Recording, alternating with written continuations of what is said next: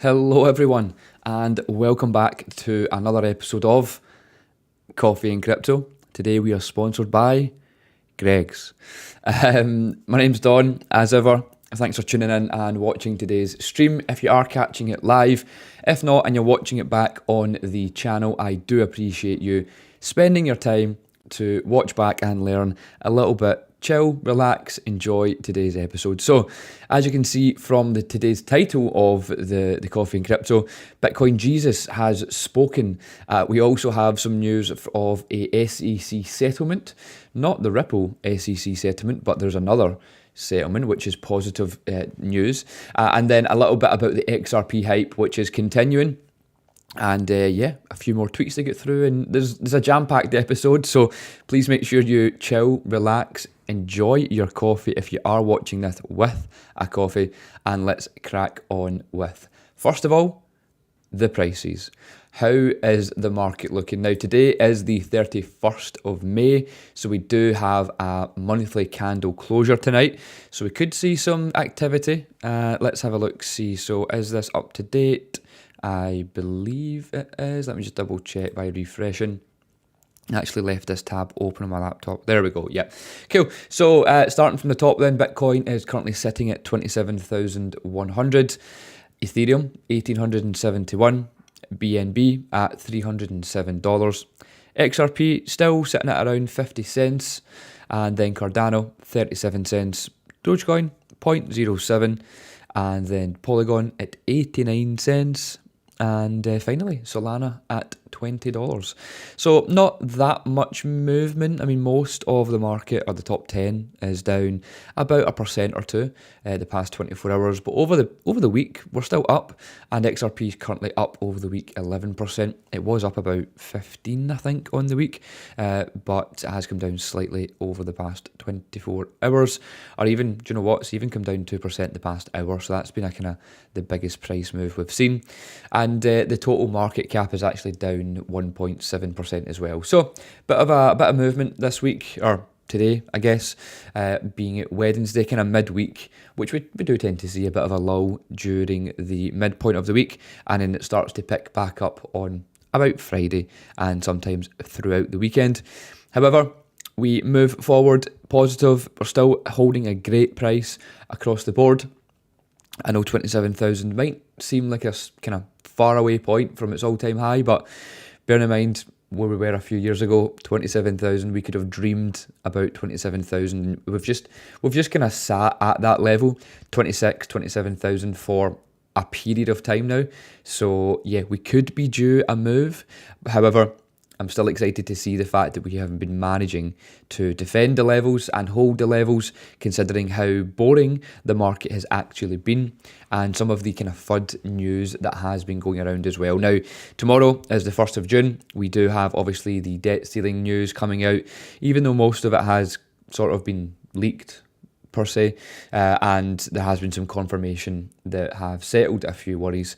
But yeah, tomorrow's a big day. We will of course be covering that in Discord with the community to make sure that you all know exactly, if you are a member and you're watching this, you will know exactly what's going on, why it's happening, and you would have listened to the podcast by now, I'm sure, anyway, to help explain it in more detail. However, we will be bringing that tomorrow as the updates happen. So moving on to the first piece of news then, Bitcoin Jesus has spoken, as I've said. He says that Ethereum is the front runner for global crypto adoption. Interesting. So he is an early Bitcoin investor. Who knew that Jesus was an early Bitcoin investor and also a Bitcoin Cash investor? A man called Roger Ver, also known as Jesus, claims that Ethereum, not Bitcoin, will be responsible for driving the bulk of new users towards crypto. I can kind of get behind that. I would say so. On May 31st podcast, so this is hot off the press. It's an episode of Show Me the Crypto podcast. He labelled, I don't know if he labelled himself Bitcoin Jesus or if he is named Bitcoin Jesus because of like a Twitter handle or something. Anyway, because he's been in Bitcoin for so early and his advocacy for Bitcoin, he said despite Ethereum's scaling issues and the other layer 1 clones, that have popped up in its wake, the Ethereum ecosystem is still where the action is. And yeah, I do kind of agree with that. We've said that a lot in the past. Even when it comes to people used to ask us, I'm trying to think of a coin, and for example, that I'm speaking about XRP first of all, but there used to be a coin or a few coins that people have said, and I think Stellar Lumens is maybe the most or the biggest one that most people know. But there's always, basically my point being here is, throughout the years that we've been running the business, we always get people asking, oh, what about this project? It's supposed to be better. It's a newer project and it's better than XRP, or it's quicker, or it's better than Ethereum, it's cheaper fees, and it's about to take over. Like, you always are going to get these clones, as I guess they're named in this article. Clones, other blockchains, other networks, you're always going to get them, and it's a good thing. It brings more kind of people to the market and whatnot. But realistically, if it wasn't for the likes of Ethereum or XRP, because XRP runs in its own ledger, the XRPL, so if it wasn't for these big dogs, shall we say, these other smaller ones, Solana is one, Stellar Lumens is another one. There's loads, like there's absolutely loads. If there wasn't the big dogs, there wouldn't be a place for these small or smaller coins in the market. And I still strongly believe that kind of first to market is a big deal. Bitcoin, Ethereum, XRP, just to name a few, is a big deal. And they will also always have a larger market share, in my opinion, even though, yes, they'll do cheaper fees, they'll maybe move it a little bit quicker or whatever it may be, but people go for big brand names. People buy from names, especially in crypto. So anyway, that's kind of my opinion on it, and it's a little bit of what it's touching on in this article as well. So he's quoted and said, even though Ethereum doesn't have the biggest market cap compared to Bitcoin, I think Ethereum is the front runner in terms of driving worldwide adoption. So Ver praised the rise of the Ethereum virtual machine compatible EVM blockchains and layer 2 scaling solutions such as Polygon, so Polygon Matic, that can help share some of the load away from the main chain. So again, that's why it's also, like I just said, it's also good to see these things pop up as much as they are clones or whatever, because it does drive more adoption, and a lot of them are run on like Ethereum's like network as well to start with, but yeah, like they've kind of mentioned here, it takes the load away from the main chain. So yeah, positive regardless. Ver also provides an account of the civil war that occurred in the early days of Bitcoin between Ethereum's co-founder and the Bitcoin core developers. So yeah, again, the rest of this article is just kind of really saying what I've just broken down, but in someone else's words. The need for Ethereum is, of course, important. It always has been. A majority of crypto kind of runs on ERC or on Ethereum's network, and Ethereum is a big player. I have been a big believer in Ethereum. I've invested in it since it was $80, and I mean, again, publicly put out there my investments back throughout. If you did follow us at the time on Instagram when we did our live streams and whatnot, telling people to buy Ethereum, $80, $100, $300. In fact, do you know what? If you are one of the OGs and you remember me talking about how cheap Ethereum was at the time, in fact, there's actually on our Instagram page that we have running, there's a story highlights. So if you scroll on our story highlights to the very end, if you go back and watch all those stories, there's loads of like screenshots of Ethereum at like $100, $200 and stuff. So cool to go back and check all that out and show the kind of journey. But yeah, and then look what Ethereum done, went to like over $4,000. So pretty good investment. But yeah, in my opinion, Ethereum is kind of, yeah, it's going to be the driving force for global adoption of crypto. Bitcoin is just too slow to be adopted the way that I think it's been intended. Bitcoin is, again, need to give Bitcoin its flowers, if you like. Bitcoin, if there wasn't no Bitcoin, there would be no crypto. So it's like the grandfather of crypto. It is the GOAT. It will be here the longest. It's the most recognised name in crypto. And don't get me wrong, the blockchain is still a very powerful blockchain. However, Ethereum does a similar job. I know like Vitalik and stuff, the co-founders of Ethereum, used to work with the Bitcoin devs and kind of on the network. So again, obviously they've taken bits of Bitcoin that they know and moved into their own network and so on and so forth. So yeah, Ethereum, definitely agree with this.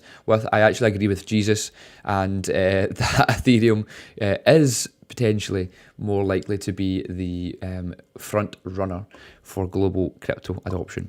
So yeah, so that's all from Jesus at the moment. I will move on to some news from Coinbase. So I love to speak about Coinbase on this channel, as you know, even though I don't use it and I haven't done for about 5 years. However, I like to speak about them because they are a big dog, this is my new thing, a big dog in the market, a big player. And yeah, so the quote here then is from the Coinbase CEO, China to gain most from the restrictive US crypto regulations. Now, I feel like this is a trend with the US and China. I mean, especially the past few years with the current presidency, where like the US just aren't doing a good enough job. Is that fair to say?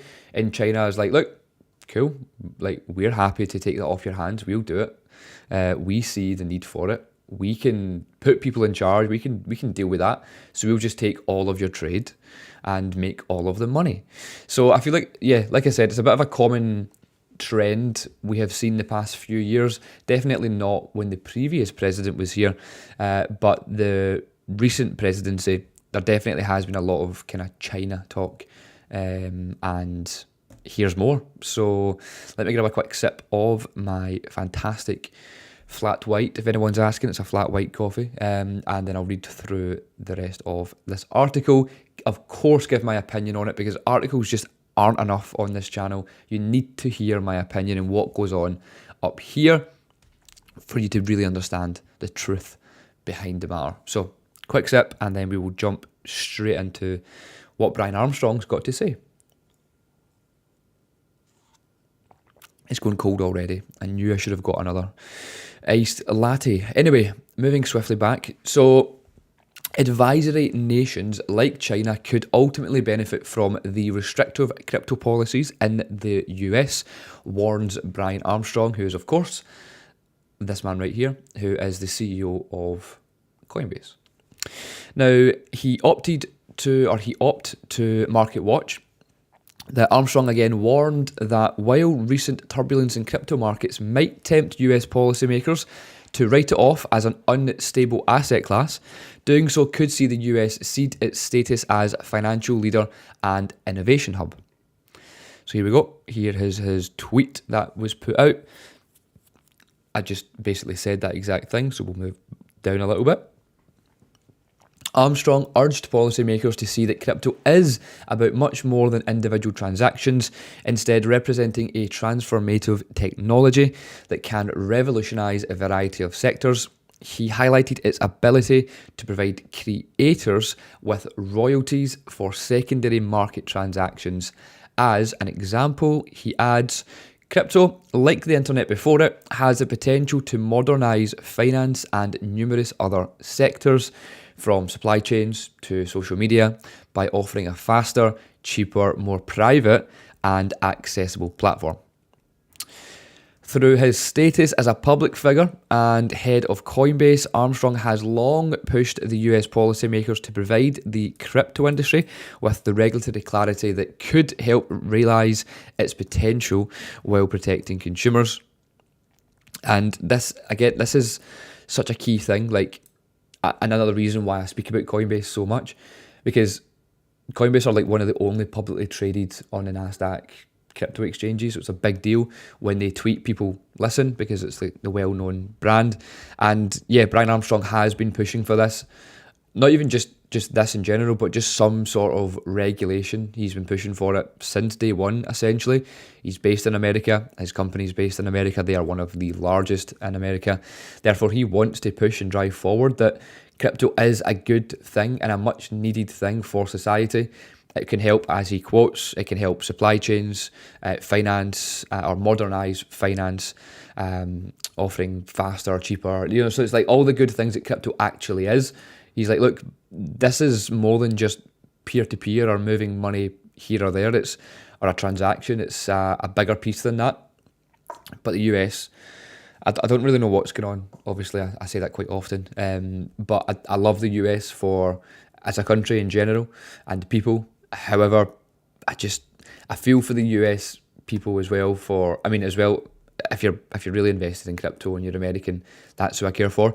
Because it's all over the place. So yeah, it's not great, but I honestly do think that maybe even next year, I think a lot of this is bear market talk, and I know I say that quite often, but I've just seen it so much from previous bear markets and even previous bull markets, like how the news and what the talk is about, the talk of the town at that point.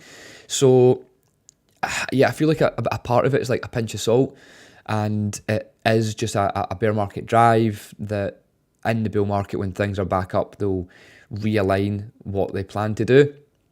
Don't get me wrong, like regulation, whether it's a bear market or a bull market, it doesn't matter. Regulation is required. However, I feel like it might get driven home more once the bull returns and people start maybe more adopting it more, like bigger companies start coming out, like we've seen in 2021, where all the big companies were coming out and announcing that they were taking Bitcoin on their balance sheets and adopting it, accepting crypto payments. Like it is a different time. Like it's a crazy time when it's a bull market, as some of you may have seen already. But if you're new to crypto and you've only been in this maybe you've heard of it for a few years, but you've only really been involved the past 12 months even, you won't really know what I'm talking about. But yeah, it's a completely different headspace for everyone as investors and news articles, governments, everyone just I don't know if they think different or they just speak different. They probably think the same thing, but like, let's just ride the wave. It's doing well. We'll just keep talking positively. But yeah, look, anyway, China will potentially gain most if the US is to kind of go against crypto. And I strongly believe that will be the case, because China actually, for once, I covered this on Coffee and Crypto last week, China are actively pushing crypto investments, which is, again, if you've been in this game a long time, you'll know is not what happens. We usually joke to say that China bans Bitcoin like every month.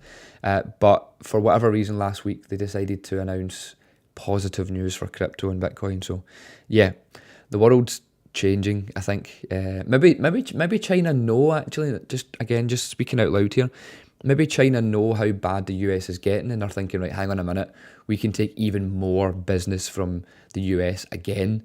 Let's start kind of driving the narrative across like China of positive Bitcoin, positive crypto, in the kind of up run to potentially regulation not going in favour. But yeah, anyway, who knows? We'll come back to this. Bookmark what I've just kind of covered there. We'll come back to it and we'll see what happens. Anyway, before I move on to the next section of today's video, if you could like today's video, I would really appreciate it. And yeah, I'm trying to run up the likes as much as possible because it helps the algorithm on YouTube. YouTube love when people interact. I love it as well, to be honest. So I do this every single morning. I come down to the office, I get prepared and I go live every single morning, and I love to see when people like the video. It's a little bit of support for me. It gets me hyped up. So yeah, like the video if you like it. If you don't, like it anyway, just for a bit of hype. Moving on then to the next article then, which I think is really interesting because the SEC have settled a case against the Wahe brothers, I think that's their name, the Wahe brothers, for Coinbase insider trading. So why is this so important, other than the fact it's Coinbase and I seem to be obsessed with Coinbase? Well, obviously we all know Ripple is in a SEC battle and have been for 2.5 years, almost 3 years. Well, the SEC are settling stuff now. They settled with Library, LBRY, and now they're settling with Coinbase. Is that a sign? Which is quite funny. I've got a tweet I'm going to show you in a few minutes about the XRP hype and stuff. And it's something that I've mentioned before about the hype of Twitter and stuff, and it's a perfect tweet to show you. But anyway, this article first. The SEC settles against the Wahe brothers. So, who and why? Now, former Coinbase product manager Mr. Wahi and his brother, Mr. Wahi, have agreed to settle charges of insider trading brought against them in the US SEC. The agency announced on May 30th, which was yesterday, that the SEC has filed a motion for the final judgment in the US District Court of the Western District of Washington. The brothers were accused of using knowledge of at least 9 crypto assets that would be listed on Coinbase in the future to purchase before listing, and then the SEC filed suit against them July 21st, 2022. The agency is now demanding the disgorgement of ill-gotten gains with interest. A lot of big kind of words there, do you see that? Hopefully I aced them. The SEC Division of Enforcement Director Guber Gruhl said in a statement, Guber Gruhl, yeah, interesting name. While the technologies at issue in this case may be new, the conduct is not. The federal securities law do not exempt crypto asset securities from prohibition against insider trading, nor does the SEC. There you go. Now, the SEC announced in April that it had reached an agreement in principle with Mr. Wahi, who was sentenced to 24 months in prison by the US District Court for the Southern District of New York on May 9th. At the time, it was determined that Wahi had made up to $1.5 million through illegal trading, and the brother of Mr. Wahi was sentenced to 10 months imprisonment in January by the same court. Very interesting. Now, the SEC suit alleged that the Wahis and another defendant, Mr. Samir Ramini, apologies if I butchered that, had traded in crypto asset securities that claim led to extensive controversy within the US Futures Trading Commission commissioner. What's going on with all these words just getting put together? With US Commodity Futures Trading Commission Commissioner Caroline Pham, warning that the classification of tokens that could be described as utility tokens and or certain tokens relating to decentralized autonomous organizations, which is also known as a DAO, could have been implications beyond a single case. Pham called the SEC action regulation by enforcement. Now, there's a lot of stuff happening in that article, but fundamentally, like I said, the SEC have settled a case against the Wahi brothers against their insider trading.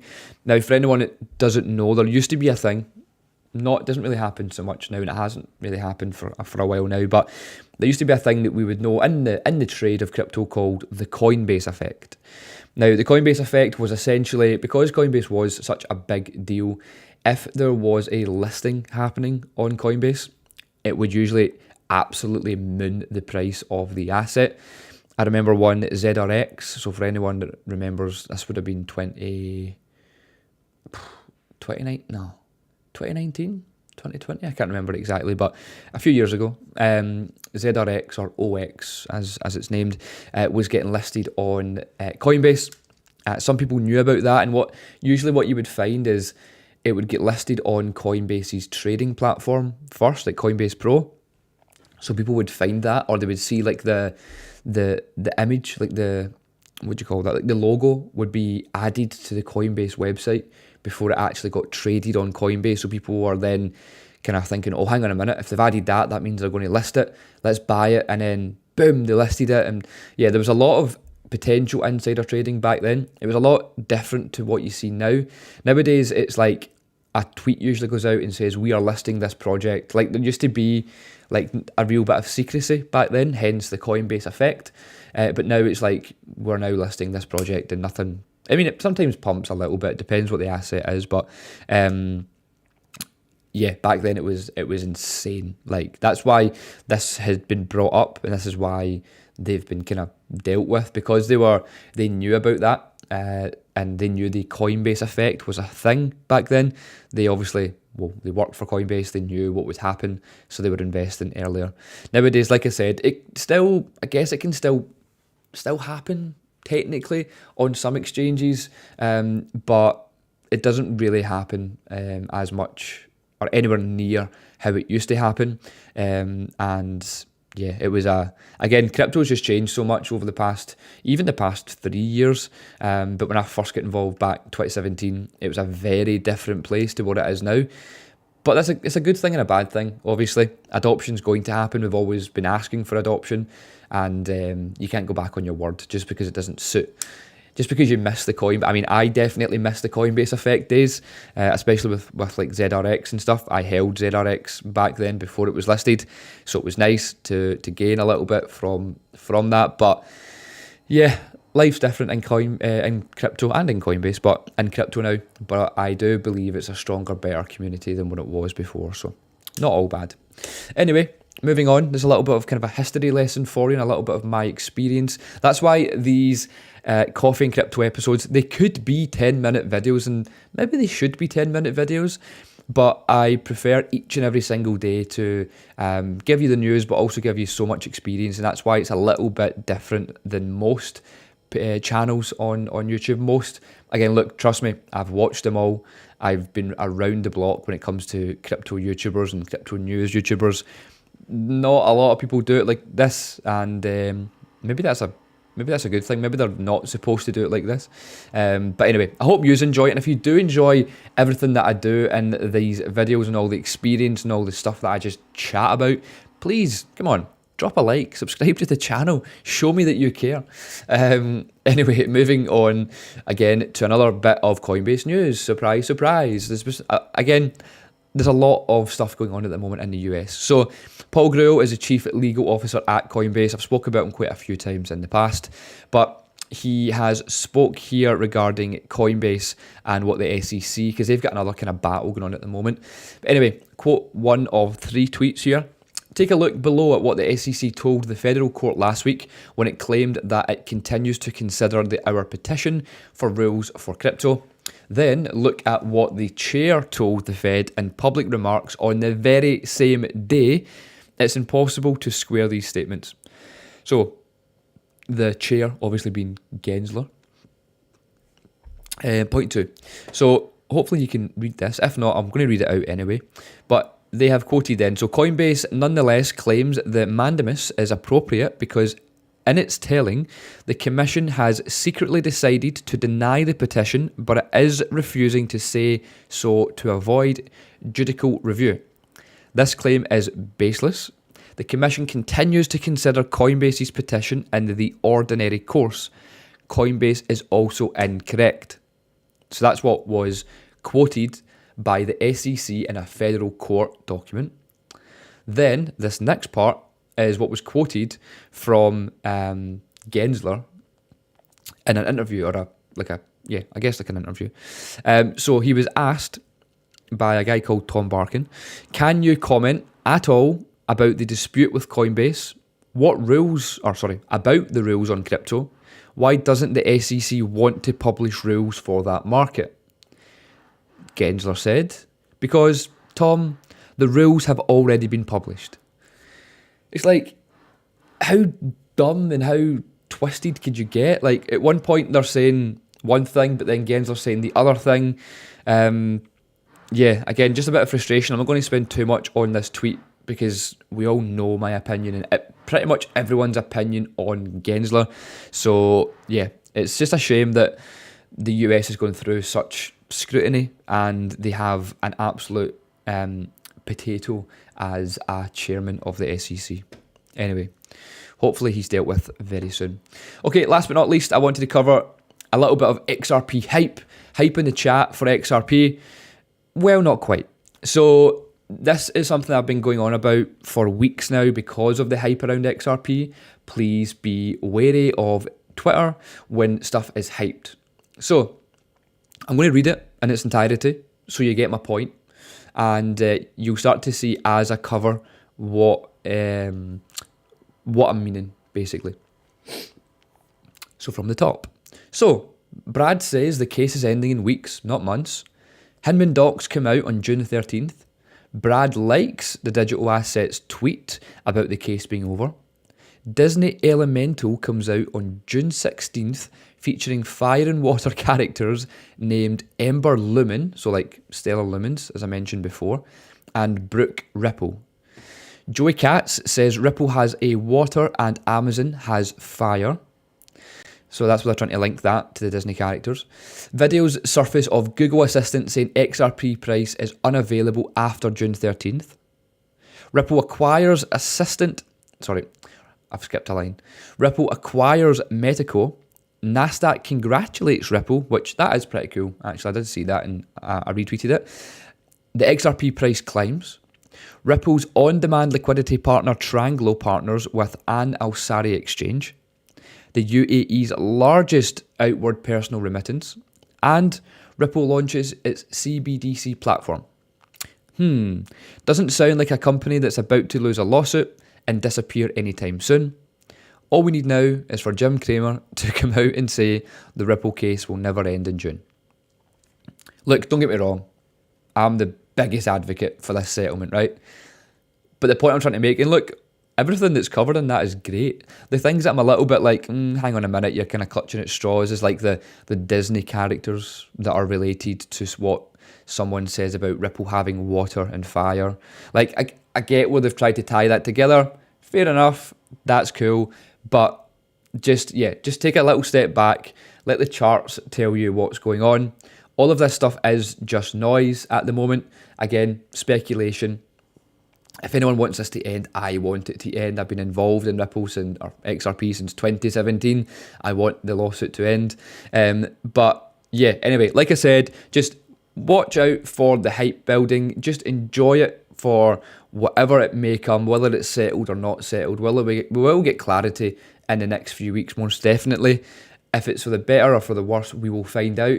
Let's just take each day as it comes. Don't get too hyped up, because if you do and you get hyped up and it doesn't go your way, it just feels like I get hit by a train. It's just I get another blow or whatever it may be. So yeah. Anyway, like I said, a lot of the stuff in that tweet is really positive, and the Nasdaq congratulating Ripple, buying Metaco, which is a massive platform, like teaming up with an exchange in the UAE, the CBDC platform, all the people they've been hiring. There's been a lot of bullish, positive news for Ripple, but let's just chill.